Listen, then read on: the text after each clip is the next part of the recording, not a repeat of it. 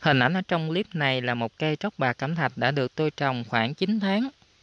Hiện tại cây đã phát triển chiều cao khoảng 70 cm và tán lá của cây tương đối rậm rạp và đồng đều từ phần gốc cho đến phần ngọn.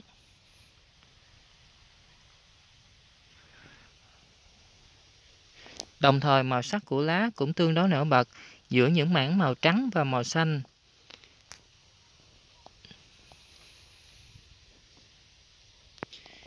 Sau đây là một số mẹo mà tôi sử dụng để trồng loại cây này phát triển tốt. Cây tróc bạc cẩm thạch này có nhiều rễ ký sinh phát triển từ những đốt thân. Do đó khi loại cây này được trồng và cho leo bám vào một trụ cột thì chúng sẽ phát triển nhanh hơn. Ở đây tôi sử dụng một trụ cột được làm từ rễ lục bình.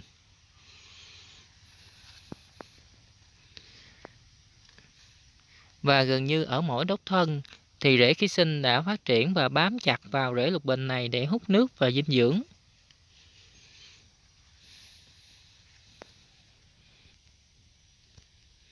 Còn đây là một số cây tróc bạc cẩm thạch, do còn khá nhỏ chúng chưa được quấn vào phần trụ leo.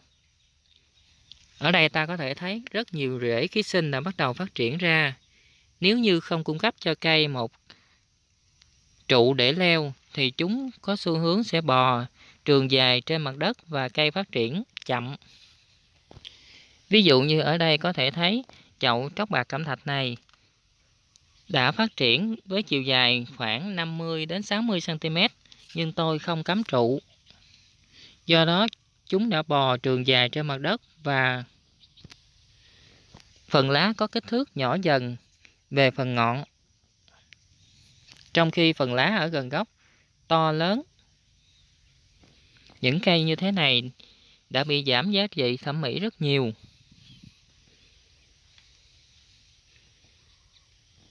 Còn đây là một chậu tróc bạc cẩm thạch lá vàng aurea cũng tương tự. Do cây này không được quấn vào phần trụ leo nên chúng có xu hướng ngã dài trên mặt đất và phát triển chậm hơn.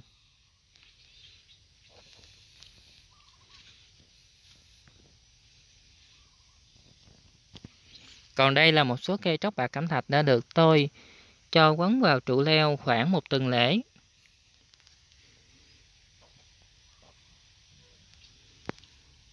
Để giúp cho rễ của cây tróc bạc cẩm thạch nhanh chóng bám vào phần trụ leo này thì trụ leo cần cung cấp độ ẩm thường xuyên.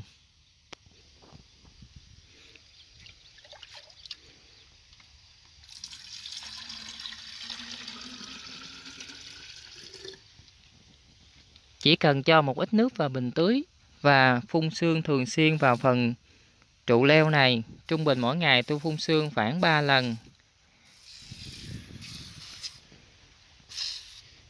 Việc phun sương này sẽ tạo độ ẩm cho trụ leo và rễ của cây tróc bạc cẩm thạch cực kỳ thích độ ẩm.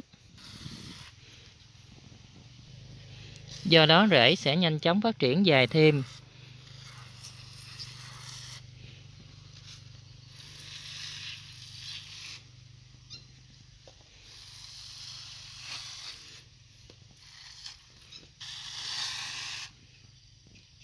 Về chế độ phân bón, thông thường thì mỗi tháng tôi sẽ bổ sung thêm một lần phân bón tan chậm Osmocote với thành phần NPK là 14, 14 và 14. Ngoài ra thì tôi còn trộn thêm một hỗn hợp phân hữu cơ. Về liều lượng sử dụng là khoảng 1 muỗng cà phê cho chậu có đường kính miệng khoảng 20 cm.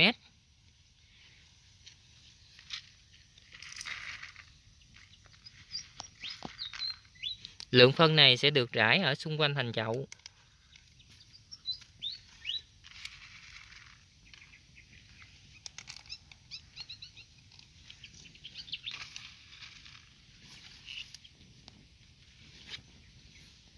Sau đó tôi sử dụng một lớp xơ dừa có trộn một ít vỏ trấu để lấp lên lớp phân vừa rải vào chậu. Lớp xơ dừa này sẽ giữ ẩm cho phân không bị bay hơi.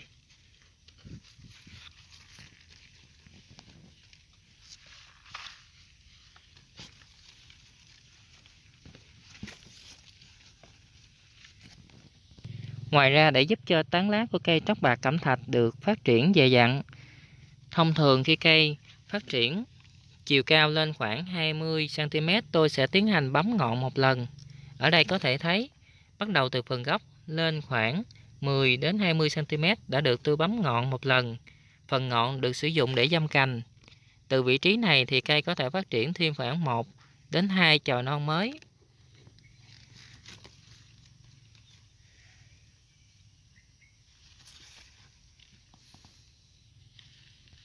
Khi quan sát chậu tróc bạc cẩm thạch này có thể thấy điều đó. Sau khi cây phát triển khoảng 20 cm, nếu như được bấm ngọn thì từ cuốn lá những đoạn thân bên dưới sẽ bắt đầu phát triển nhiều chồi non mới.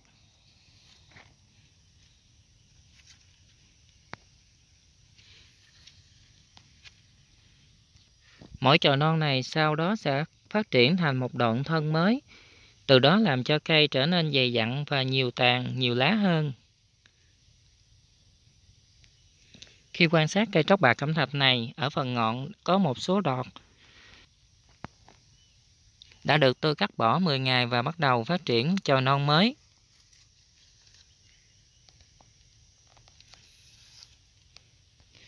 Về màu sắc của lá, để giúp cho lá của cây tróc bạc cẩm thạch có những mảng màu trắng và xanh đan xen nhiều, cây cần được trồng ở vị trí có cường độ ánh sáng nhiều. Cụ thể, ở đây tôi trồng cây tróc bạc cẩm thạch ở bên dưới một lớp lưới lan. Lớp lưới này đã giảm 60% lượng nắng.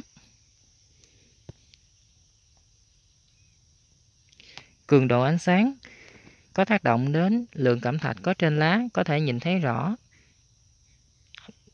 qua sự quan sát ở cây này. Những lá ở trên cùng do được tiếp xúc với ánh sáng nhiều, nên những mảng màu trắng cũng nhiều hơn so với những lá ở gần gốc, có lượng ánh sáng nhận được ít hơn, do đó chúng có màu xanh nhiều hơn.